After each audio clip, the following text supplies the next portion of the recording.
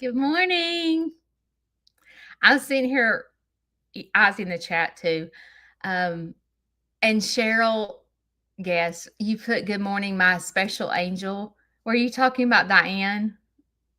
I think you were talking about that was so sweet. It made me smile. And then I got a private message from Miles that's where's it at?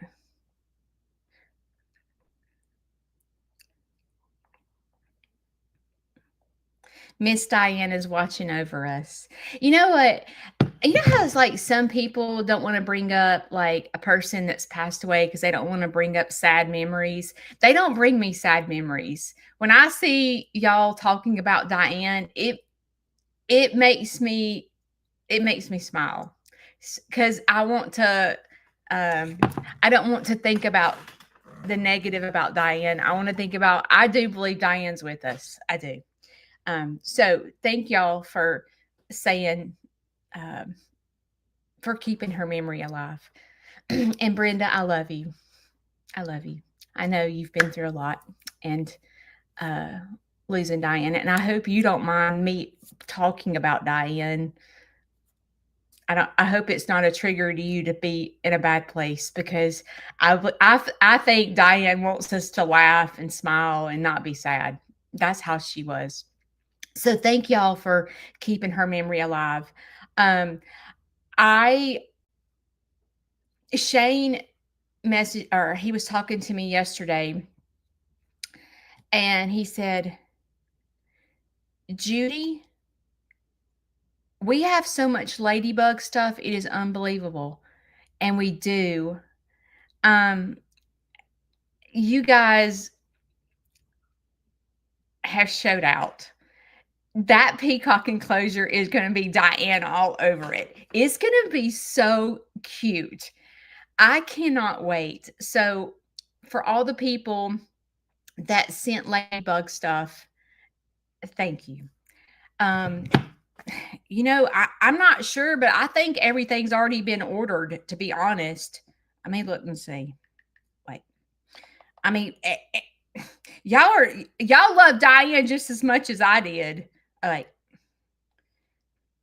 I think I might be wrong, but I think everything's been purchased. Let's see. Oh no, I'm wrong. But I do want to say this. Hang on.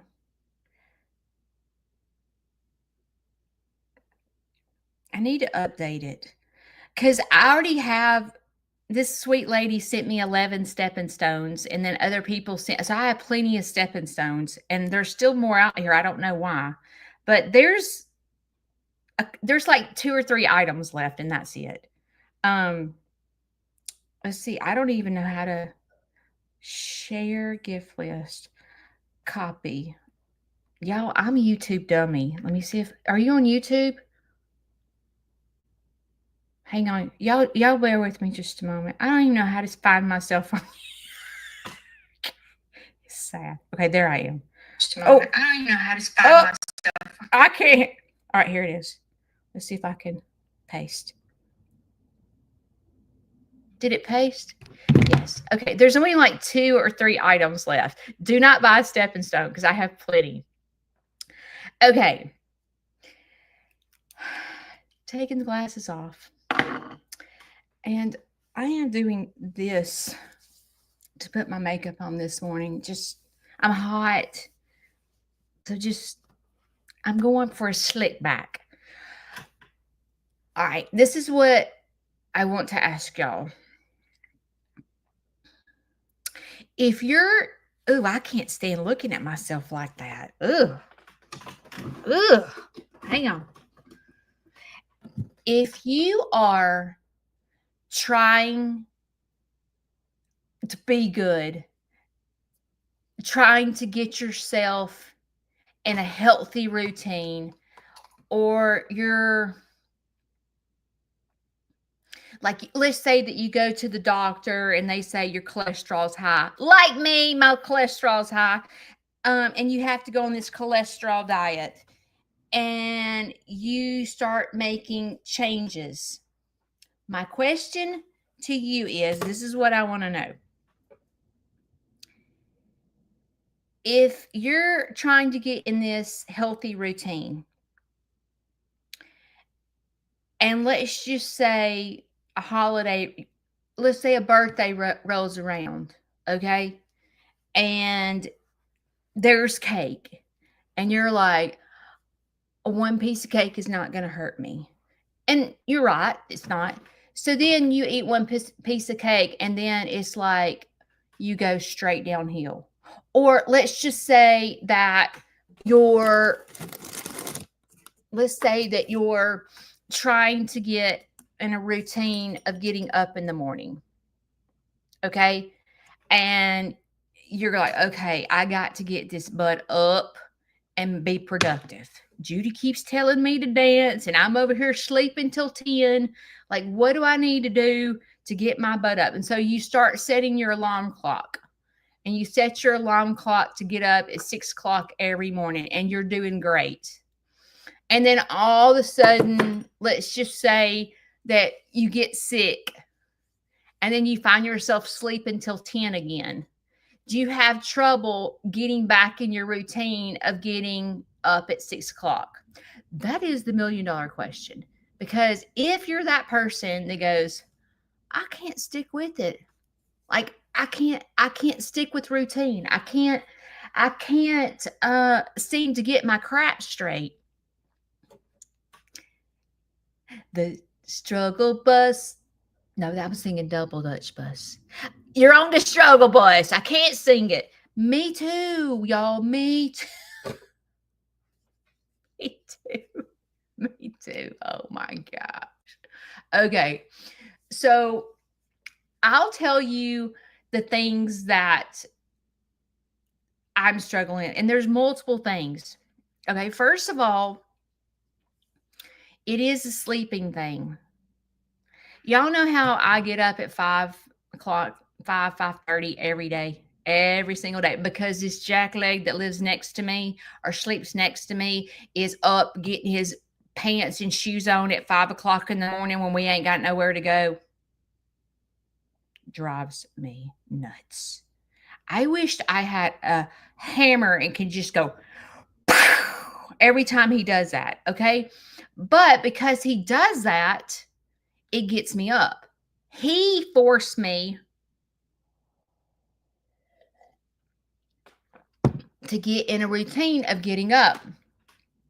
Let's retro back to my working days when I was working all the time. I mean, and you got young kids, your butt has to get up and take your kids to school and, go to work. So you do that.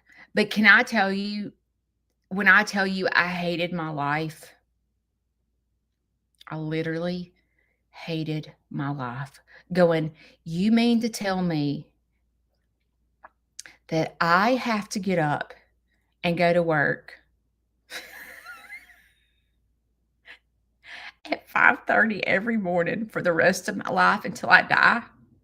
Do you know when you were in your 20s and you realized this is what it is like?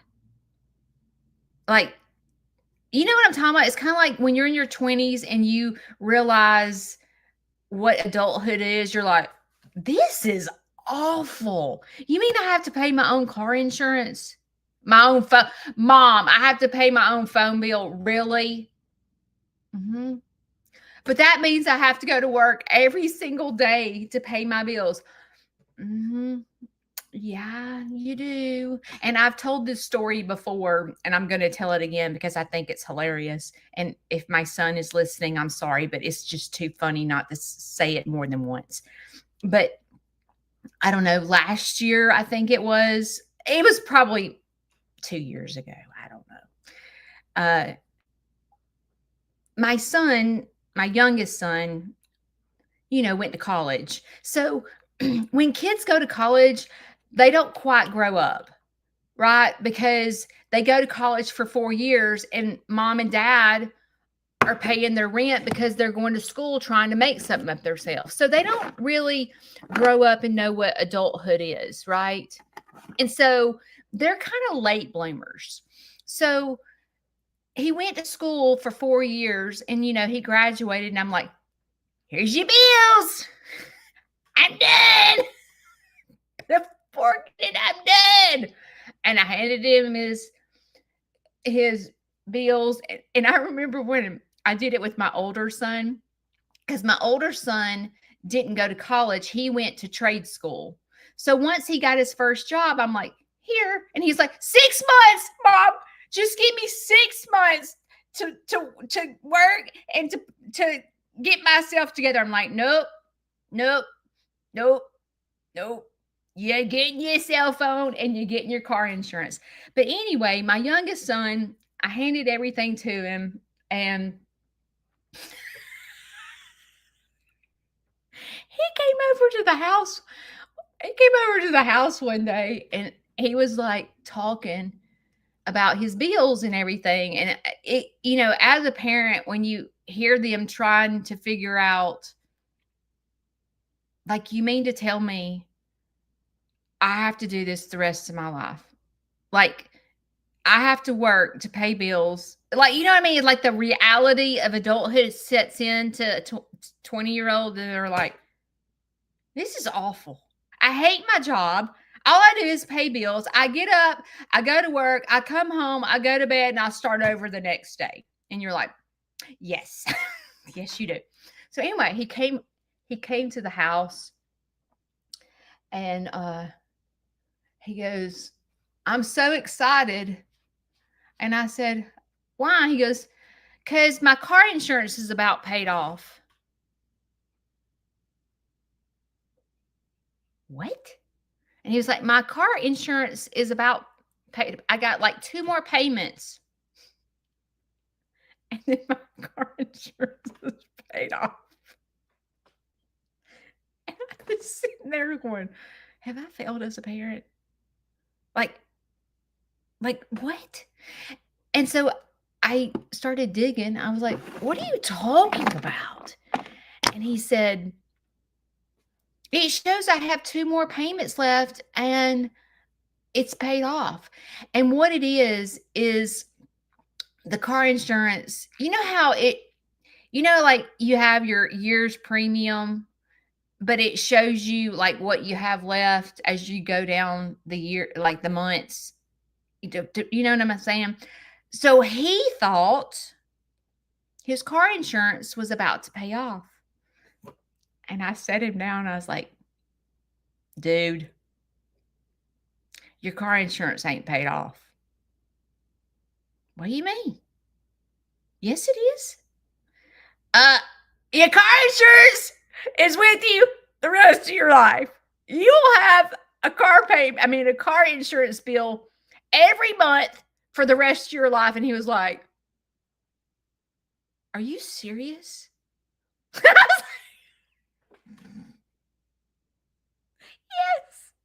Yes, I'm serious. It sucks. Every American has to pay car insurance for the rest of their life. And he was like devastated because, but when reality sets in and you have to get in a routine and you have to go, okay, I got to get up, got to go to work, got to pay the bills. It's depressing. If you sit and think about it, it is depressing and you'll hate your job. You'll hate your life. You will be Debbie Downer if you sit and think about what all we have to do as human beings to just make ends meet in this world. And nowadays, it's worse than it was when we were younger because everything, just think about groceries. I can remember just 15 years ago, back when I was married before and we had small kids, we spent $100 a week at the grocery store. That was our budget. And we could eat for $100 a week for 3 children and 2 adults. Now we wouldn't eat steaks and stuff, but I could go to the grocery store and budget $100 a week. Okay, now let's fast forward to our children or my kids. They're in their 20s and they go to the grocery store just trying to feed themselves. Oh, it's way over $100. You know what I mean? So like it's like times are hard, and when you set in reality of you have to do this every day, it's depressing. So thinking about routine and keeping yourself not in left field when you're like, you mean I have car insurance for the rest of my life? Yes. And health insurance. And health insurance. I forgot to mention that. Dental insurance, vision insurance. Yeah, son, you're going to pay that premium the rest of your life every single month. It's depressing. So in my life, when I would go to work and have to get up, I hated my life. And I hated my life because I was in sales. I worked for Verizon Wireless for a long time. I first worked for cellular sales. Cellular sales is an authorized retailer for Verizon Wireless. And so I worked for them for several years. And then I ended up getting a job directly for Verizon. And I worked in business sales. And what my job entailed was I sold only to healthcare providers. So I sold to doctors' offices and hospitals and hospice and physical therapy and pharmacies and things like that. And I wasn't in retail. So it wasn't like someone came in the door, I'm looking for a cell phone. I had to go to them. I had to go find my business. And so the stress level of my job was very, very high. And every single day when you're in sales, you have sales meetings, and they're the most stressful thing in the whole wide world. And our sales meetings started at 8 a.m. every single day. And what we had to do is go around the room and say what we had sold, what our numbers were, what we had in our bucket to do, like what were we working on to close a deal, when was the deal closing, and we had to say it out loud in front of the whole sales staff. And when you're in sales, you're only as good as the next sale. So you can be a rock star 1 month and I could sell to a hospital and like blow it through the roof, and I can win all these awards in a month, and I'm Miss Judy rock star and people are congratulating me. And then the next month, if I didn't sell anything, I'm getting written up. Sales is very stressful. And so I loved the people that I worked with. I loved when I was doing good and felt good and could sell. It boosted my confidence. I got a lot of bonuses and it made me feel good. I made a lot of money. It made me feel good. But the yo-yoing of selling drove me crazy because I felt like let's just say I went a month or two and didn't have good sales and got written up, I'm bawling my eyes out. I'm just a failure. I might as well just quit. I'm just terrible. Nobody wants to buy from me. But I would let myself spiral into this place that wasn't really what was happening, but that's how sales was. And the thing, oh, dear Jesus, I can remember going, I have to do this the rest of my life. And I was in my 40s or 30s. And I'm like, I got to do this the rest of my life. Oh my gosh. And it's like awful. Awful.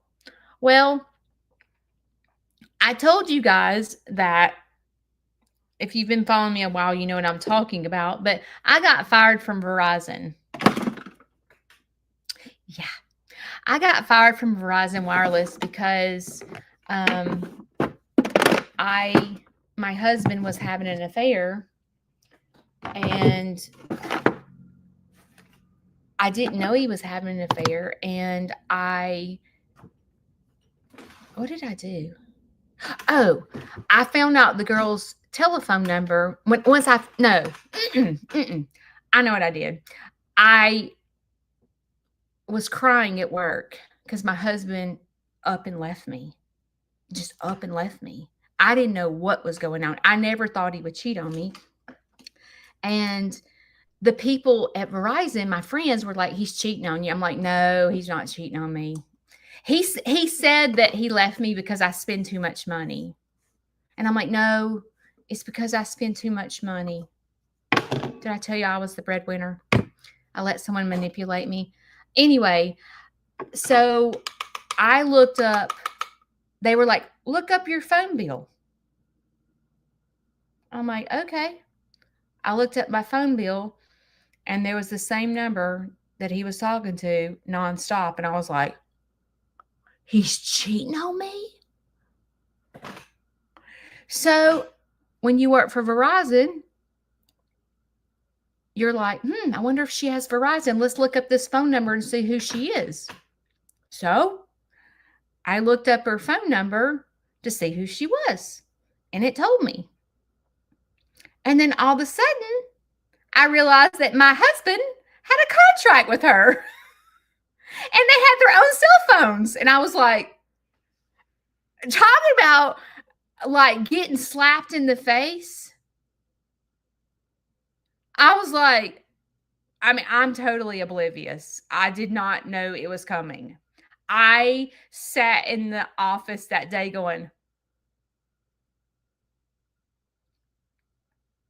so just like any other wife, I go outside and I call my husband and I'm like, who the crap is Amanda Farmer?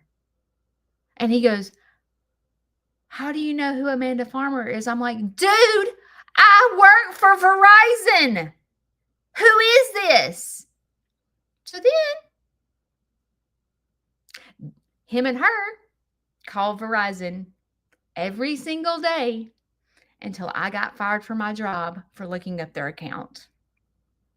They called Verizon and said I was looking at their account. It was awful. So I lost my job. Did I tell y'all I was the breadwinner?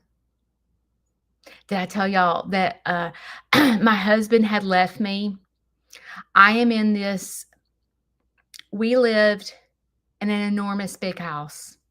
It was like 6,000 square foot house. Me and my two children are in this house by ourselves. I have no no job. My husband has left me and taken everything. And did I tell y'all that my mother died August the 10th, 11th? My mom died August 11th. This happened in September. So I had just lost my mother. My husband left me. I lost my job. I have nothing. And I'm sitting in this house going, what the crap? I don't have a mom to run to. What am I going to do? What am I going to do? Talking about hitting rock bottom, that right there, buddies, will let you hit rock bottom. And did I tell y'all that he took me off his insurance without telling me? We both had insurance through his work. I couldn't, it was awful, y'all. It was absolutely, in my whole entire life, I have never been that hurt, that depressed, that beat up.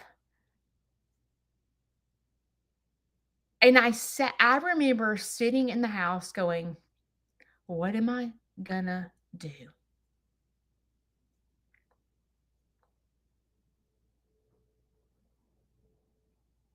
What am I gonna do? And of course, just like any weak wife, I'm begging him back. I'm begging him back. That was stupid, but I'm begging him back because I can't live without him. I can't live without him.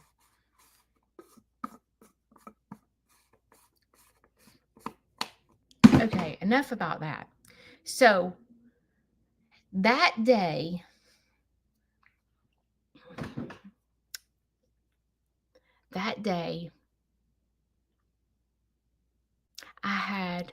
I was this big around because I had been through it for months. I was this big around. I was sick as a dog. I looked like I was anorexic. I was sick. And I'm trying to keep it together for my children. In the process, I'm begging him back. So that makes you even sicker when you're trying to beg someone back for their love. Well, I got myself together and I ended up getting a job at AT&T. And I made more money at AT&T than I did Verizon. So I was like, excuse me for doing that. But that's what I felt like. Well, then,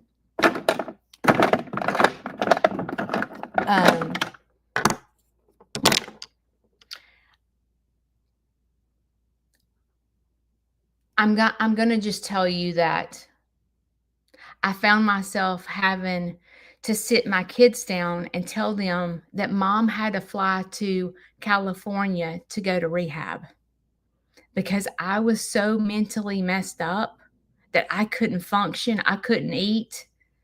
And so I went to California and my kids had to stay behind to go to rehab to get my life straight. That was fun. That was real fun.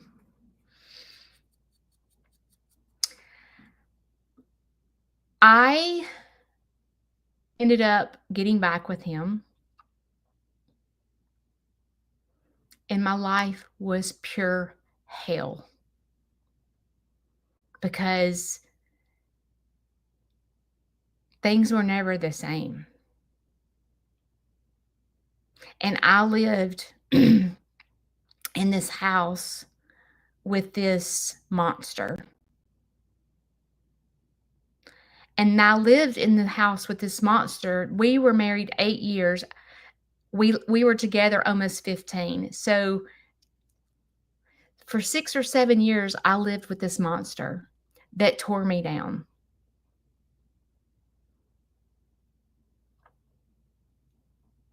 Because the whole entire time he was still talking to her. And it was just a nightmare. When I finally got the nerve, I was started going to counseling in 2010. The day that I started going to counseling was when he left me. So in 2010, he left me, and all that happened. So I got back from California, and I was like, I need help. It didn't, because I went to California, it didn't work. Then they put me in outpatient rehab here so I could be a mother, and it didn't work. And I went to my counselor. I'm like, I need one-on-one therapy. I need help. And she said, okay, you're going to have to quit your job and you're going to have to come here 3 days a week. I don't know how I'm going to do it, but if I don't do this, I'm going to die. And my kids need me. So I was married, and so he worked. So I guess you can say he was the breadwinner, and I quit my job and started building my life together. And that was in 2010. I did not divorce him till 2015. So it took 5 years of therapy to get strong enough to leave.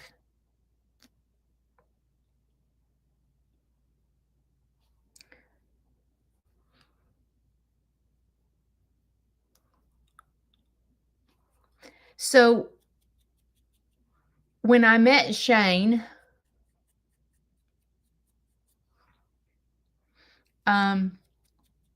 Shane and I dated for 2 years before we got married. And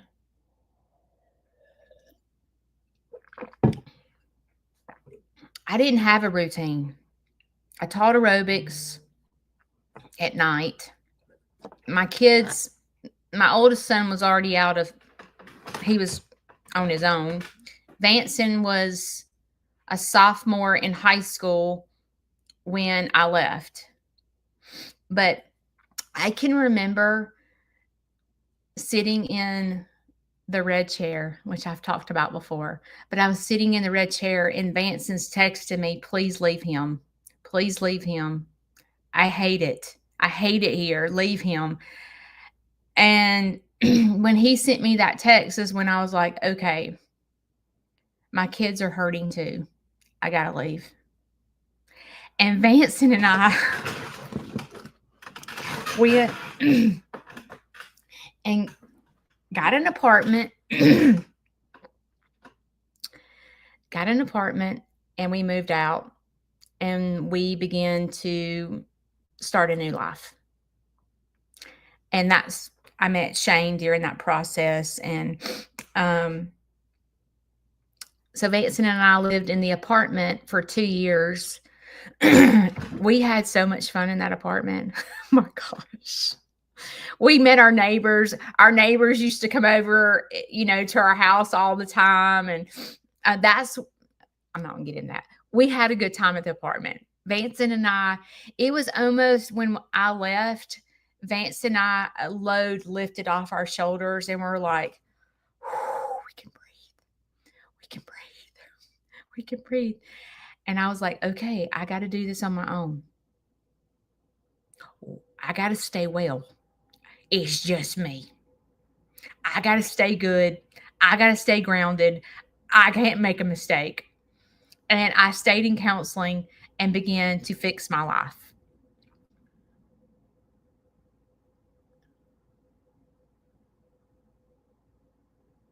Well, I still had trouble with depression, but I was working on it. I was working on myself, but I was still struggling. But when I met Shane, it's like I had a little giddy up in my step because, when you start dating somebody new, you're like, oh, I got to be on my best behavior. I got to get up. I got to get myself together. Like Shane always made me want to be my best. And I didn't want Shane to see me sick, And so I'm going to fast forward. So when Shane and I got married, I sat him down. I said, look, dude, I'm not like you. I am not getting up at 5 a.m. every morning. I do not hit the floor running. I do not wake up the same every day. I'm moody. Like I'm nothing like you. So don't expect me to do the things that you do because I can't keep up with you. That's what I told him. And he was like, I remember him saying, I don't want you to work. I'm like, praise Jesus. Praise Jesus. He was like, I want you to stay home. I'm like, who says that? You know what I mean? Like, who says that? And then Larry got sick. So then I am at home. But when someone gets up at 5 a.m. in your house and flips on every light and says, you can sleep when your dad get up, you're pissed. Okay. You're pissed. But that's what he would do to me. And it wasn't until I got the chickens that I started getting in a routine of getting up because I didn't like the way Shane was doing my chickens in the morning because Shane would do chickens before he left for work. And I would go out there and go, he didn't even freaking clean the water. He's just letting them drink out of dirty water. So it got to the point where I was like, he ain't touching my chickens. So then it forced me to get up and getting a routine. I ain't a routine type of girl. I like change. And so I'm getting in this routine. And then all of a sudden I'm like, dude, I'm getting up at 5 o'clock every morning. What in the heck? And it takes 21 days to make a habit. 21 days of doing the same thing to make a habit. And I got in a habit of getting up in the mornings.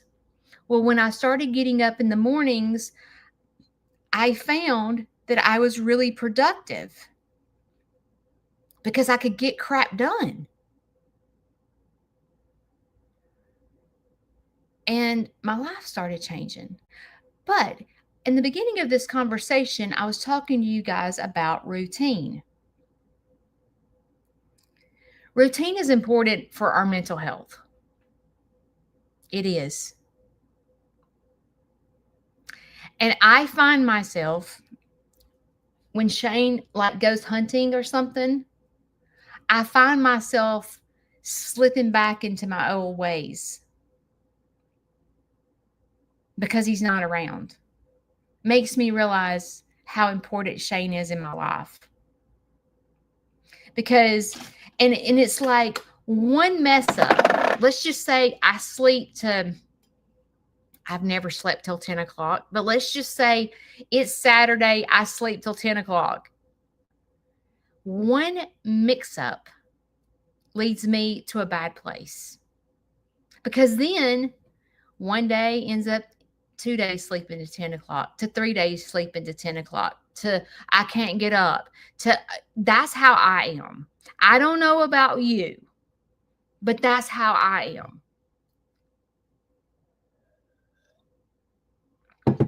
Same with eating. I can get on Weight Watchers. This reminds me of Diane too. I can get on Weight Watchers and I am a freaking rock star. I will eat right. I am disciplined upon disciplined. And then one mix up like Thanksgiving. Because I was doing really, really good. Thanksgiving came along. We went to Shane's mother's and I let myself overeat. It is February. Is it the 6th? Today is February the 6th. I still can't get it put together. I slipped up that one day and I have yet to be able to get back on my routine of eating Weight Watchers. Do y'all do that? Or is it am I just the crazy one? But if you slip up, let's say that you're trying to, quit smoking cigarettes. Okay. And you're like, man, I have been 1 week without smoking a cigarette. Then all of a sudden, I don't know, you're drinking a cup of coffee and you're like, God, a cigarette and coffee sure does sound good. And you have a bad day and you're like, one cigarette is not going to hurt me. I'm going to just smoke one cigarette. And then the next thing you know, you're smoking a pack a day and can't stop smoking. It sucks being an adult. Like when you're a kid, you didn't have to worry about that crap. Like it just, when you're an adult, you have to get your crap straight. And it's just like, it's just hard. And I find myself just struggling getting it back together. So I'm thinking in my head, is it worth a slip up? Is a slip up worth it? is the cupcake or whatever. I can't remember what we had for, what did she cook? I don't remember what she cooked, but one taste of sugar drives me 3 months later, I'm still slipping up. What causes us to do that? But then it's like once you get in a good routine of something, you're like, I've got a month with no cigarette and I'm good. Or, hey, I've gone a month without drinking a cola and I'm a rock star. And then, like you think you got it. You're like, I got this. I've gone a month without drinking a Diet Coke. I'm good. I'm good. I got this. The second you think you've got it is the second you don't got it. Okay. Or that's how it is for me. And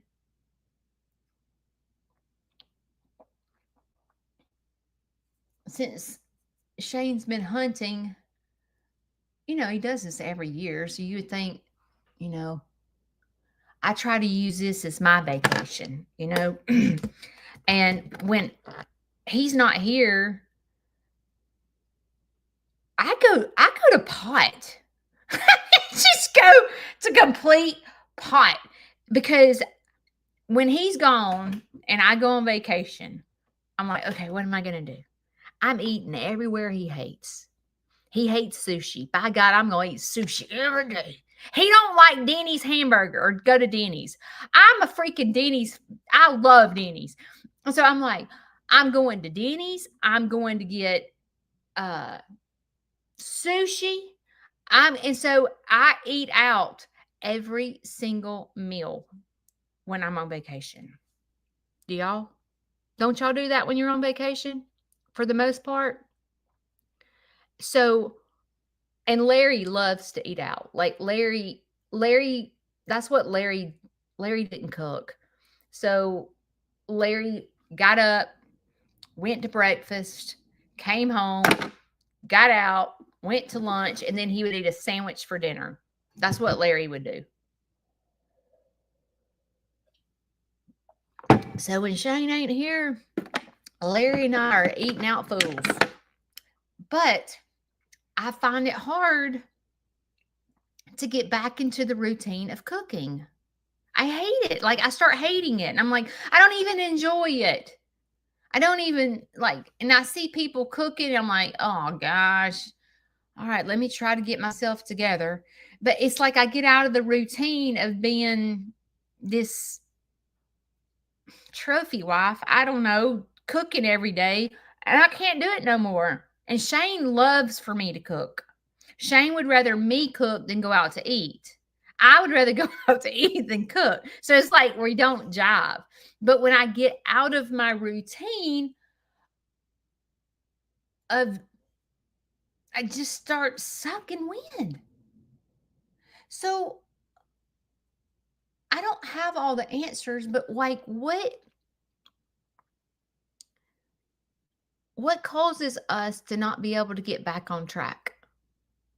When we relapse or whatever, what can we get back on track?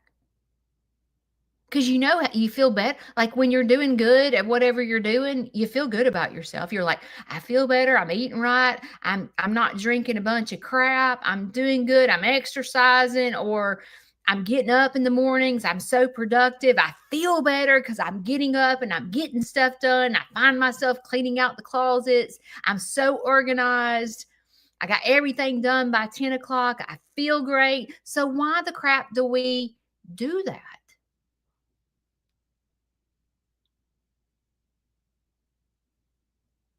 What causes us not to be able to get back on track? I feel like it's mental. It's definitely mental. It's a mental mind game.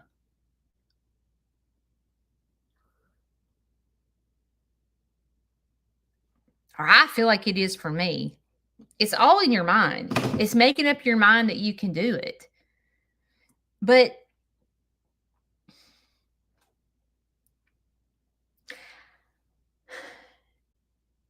You have to be so well that you can stick with your routine no matter what happens. Oh shoot, my computer's dying. You have to be so well.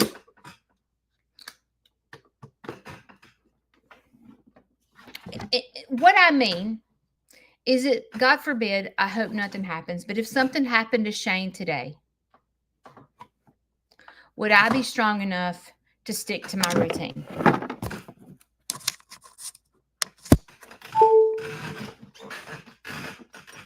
Or would I slip back into my old ways of sleeping till 10, let's just say? So you have to do things like I can't get up at 5 o'clock in the morning because Shane is a jackleg and gets up at 5 o'clock in the morning and drives me crazy and wakes me up. I have to get up at 5 o'clock in the morning for myself because number one, I have animals to do. It gives me an hour or two to drink coffee, do my quiet time, answer messages or whatever I've got to do. Like, that's why I do it. If I am going, okay, I'm just trying to impress Shane and I'm going to get up at 5 o'clock every morning because I don't want to be divorced again. Not that he would divorce me over that, but I want to keep my marriage good. I want to be in the same routine as Shane because in the past, that has been a problem. Because what happened in my last marriage is I went to bed at 6 o'clock. I literally would get off work. He fixed supper. I would do homework with the kids. Usually, sometimes he did homework with the kids. I would go to bed. I was not a good wife. I don't really blame him for cheating on me. I was not good. I was not good. But I would go to bed early. He stayed up to 2 and 3 o'clock in the morning on a work night. Yeah. But what was happening is I was going to bed and he was cheating on me. I remember walking into our computer room and there was pornography. And I was like, so while I'm going to bed, a train wreck is happening in my marriage. And I had no clue.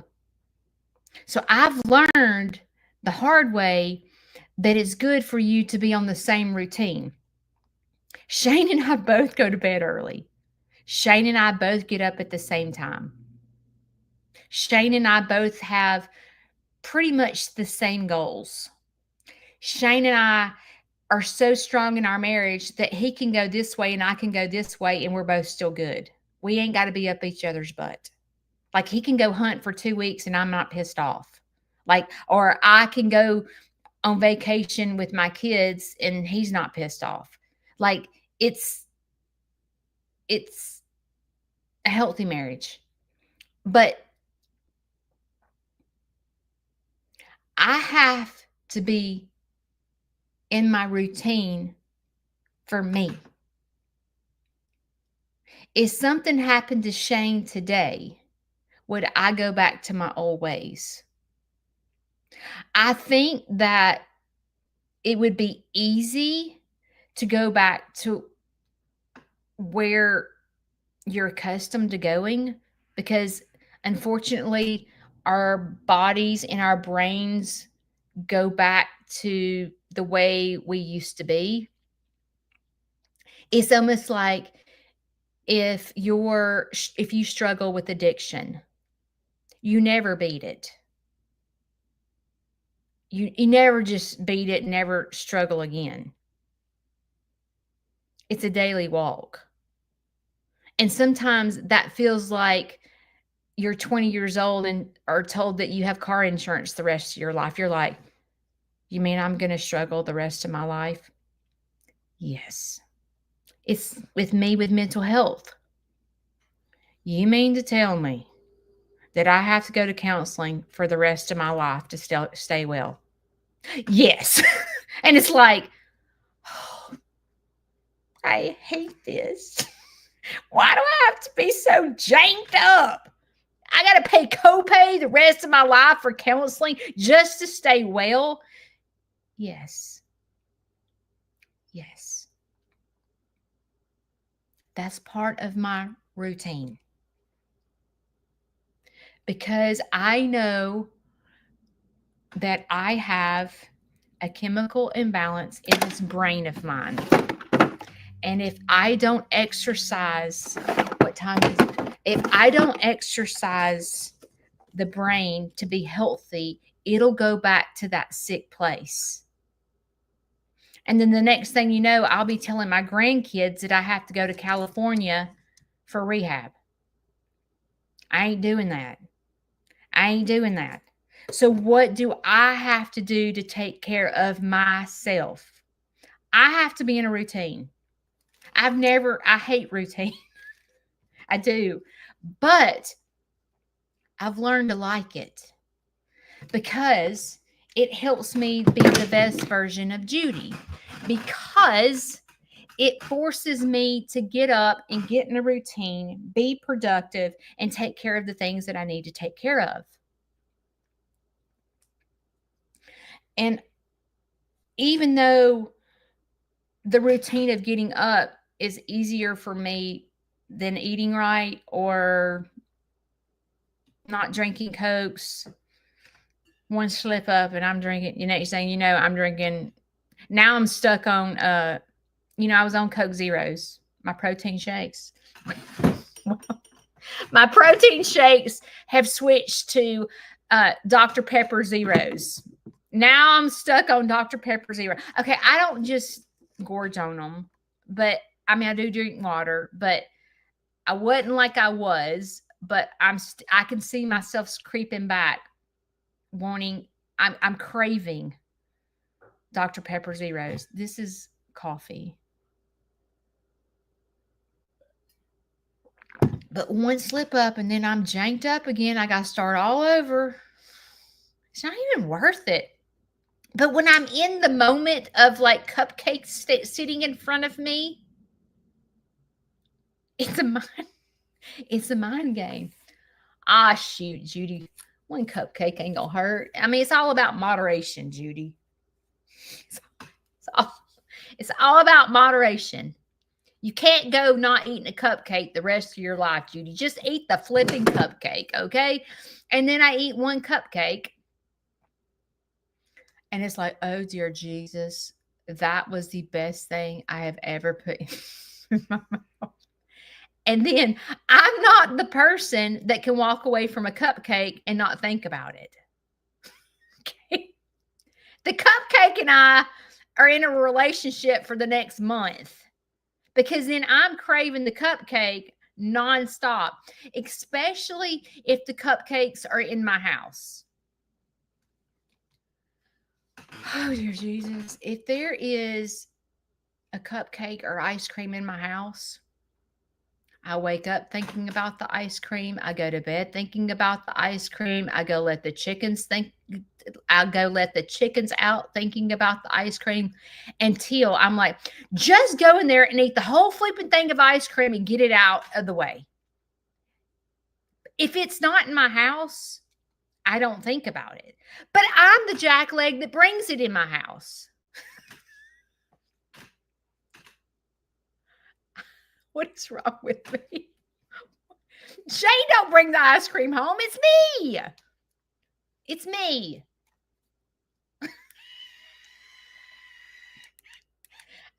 Y'all, did I tell y'all I'm a train wreck? I am a train wreck. I am a train wreck. I'm surprised I don't have diabetes. Because I crave sugar so bad. My mom was the same way, and my mom did have diabetes. But I crave sugar like a son of a gun.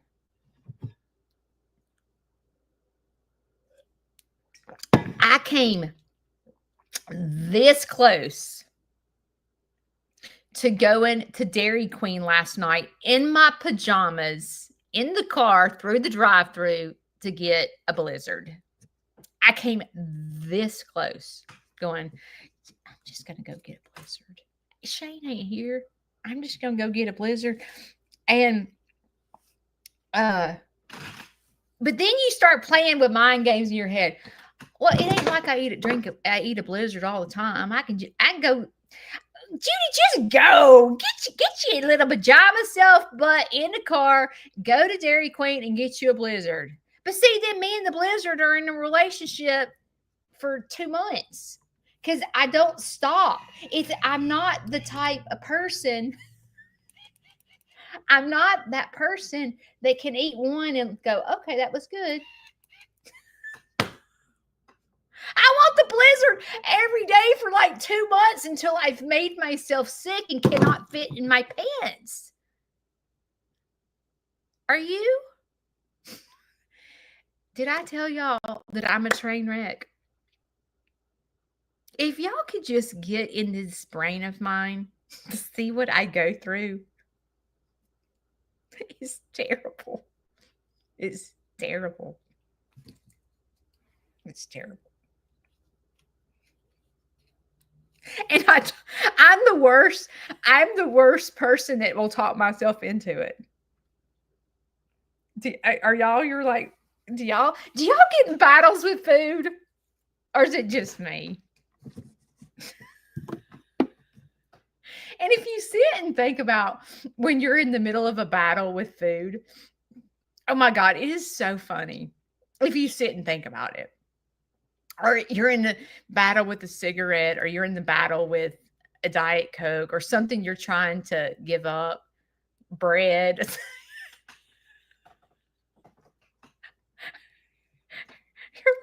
You're like, I'm sitting here miserable over a roll. This is a good one. You know how you go to a restaurant and they have the best rolls ever with the honey butter, and like you could eat like 6 of them, like what's that place? Olive Garden. You go to y'all, I could make myself sick with Olive Garden's breadsticks and salad. I promise you, I could eat 10. So, like, let's say that you're trying to be good and you go to Olive Garden and you don't want to tell people, okay, we'll go to Olive Garden. Oh, God. And then you're sitting there and you're in a battle with your head, don't eat the breadstick. Oh, God, I just want to lick it.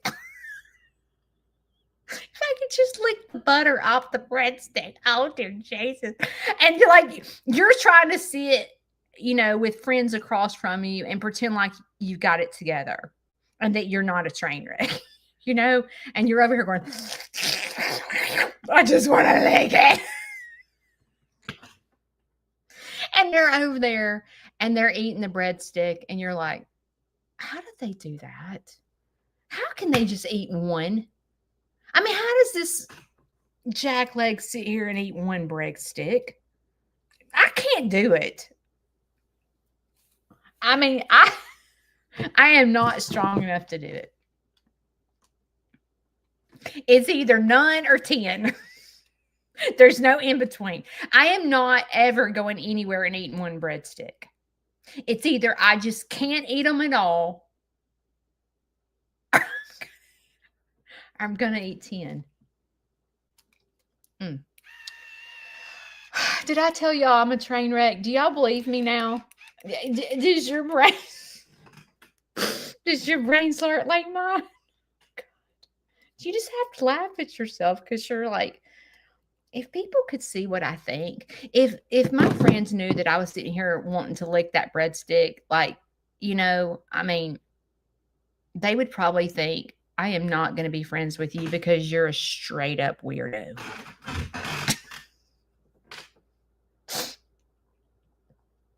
Isn't it hard to be an adult? Don't you wish you could just be a kid and eat 10 breadsticks and it didn't matter?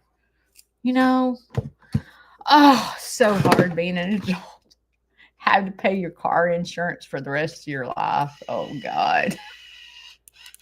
And to think, I'm going to struggle with these breadsticks for the rest of my life. I mean, like, it's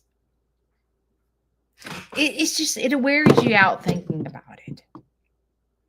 It just,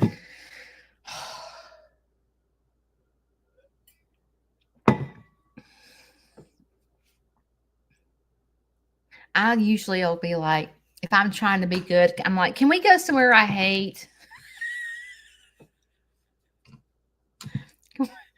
Can we just like, like it's like, I'll give you another one. You go to a Mexican restaurant, okay? How many chips are you eating? I mean, like 3 baskets of chips and salt.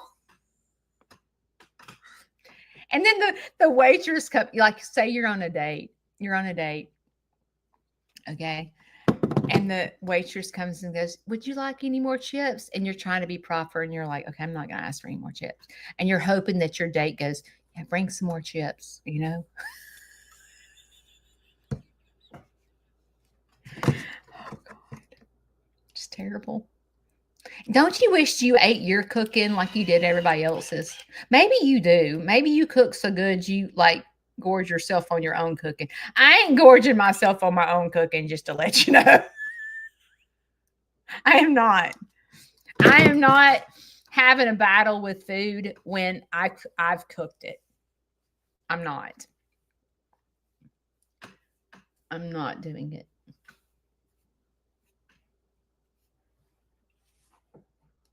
It sucks being me sometimes. Y'all, it's so hard being me and having this janked up brain of mine, you know? Oh, goodness. I think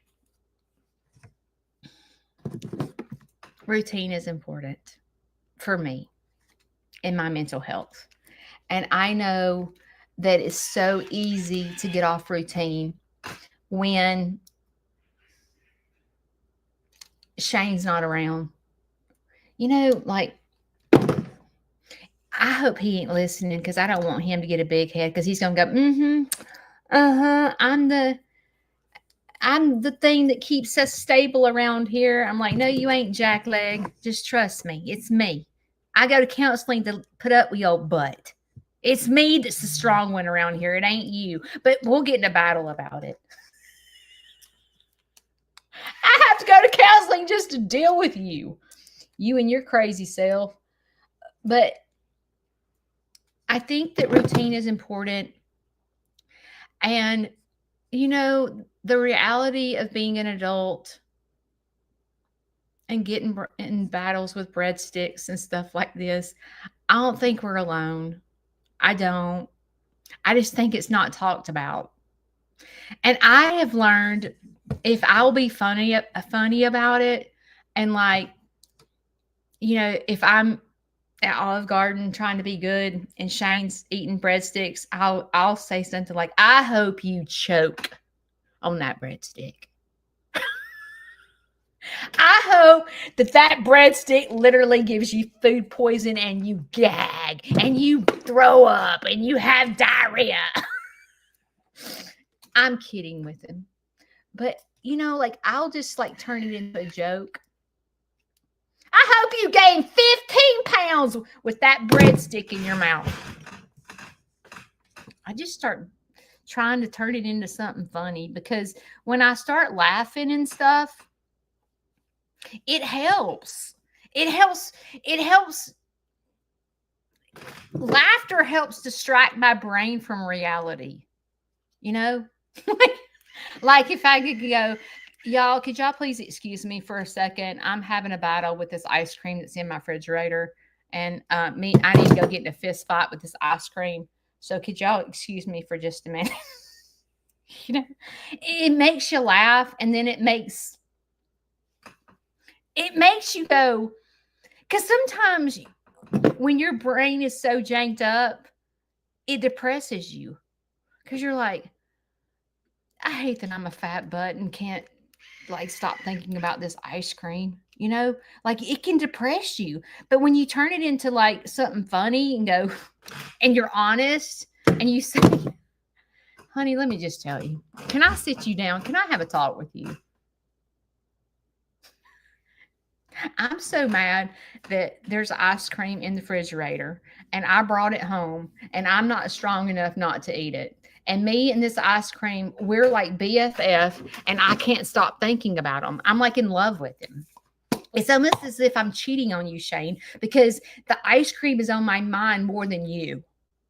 Even like when we were beginning dating and you were on my mind a lot. No, this ice cream is on my mind more than when we first started dating. That's how much I want this ice cream. And she's looking at me like, you are a straight up weirdo. And we'll like just start laughing. But like, I try to be honest about how I'm feeling. And you realize how janked up your mind is.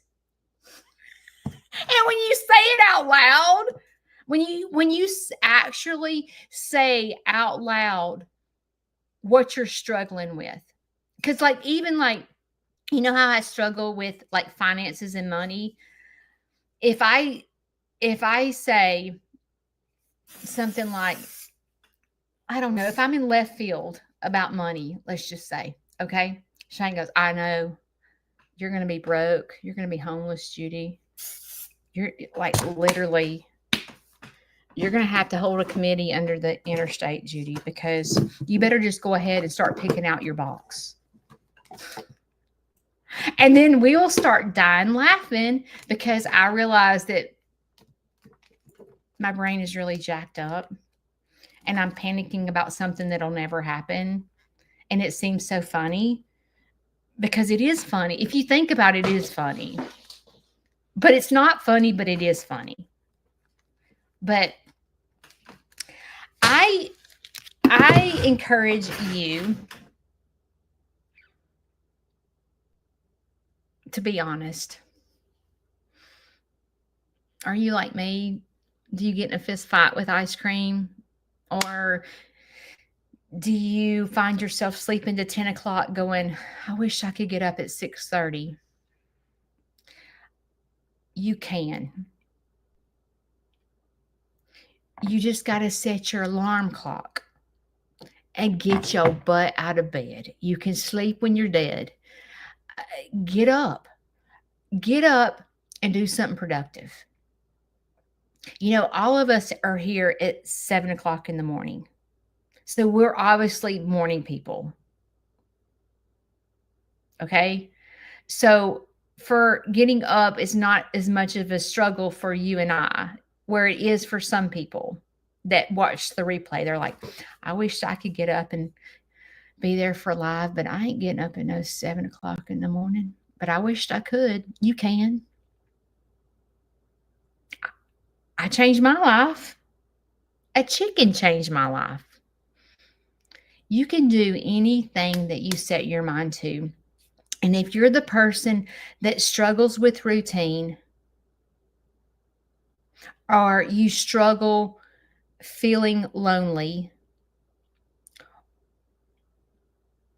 there's a place that you can come that you don't feel lonely and you won't struggle.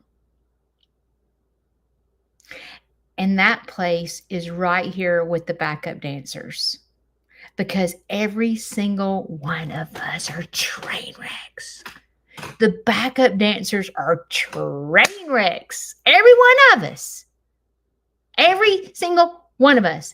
It's just that some people admit it, like me, and some people hide it. But at the end of the day, we all are train wrecks. But you have the power to change that. And the way you change that is you make a choice. You can sit it out or you can dance. And I hope you dance, because dancing changed my life. And you can do it. And if you don't know how to do it, join us every Monday and Wednesday. Talk to other backup dancers. How did they get through it? Because we do share our lives on here. If you get here on YouTube in the mornings, you can chit chat with other backup dancers and they can say, I'm having surgery today, or me and the ice cream are having a battle today, or I'm trying to give up cigarettes and I can't. Like, there's people to talk about it here, and there's no copay involved. There's friends, and there's no judgment. I love you guys. I will see y'all Monday. I have a lunch date today. I got up and got in the shower, and I'm going to lunch at 11 o'clock. So I'll do a video on it. I'll see y'all later. Love you.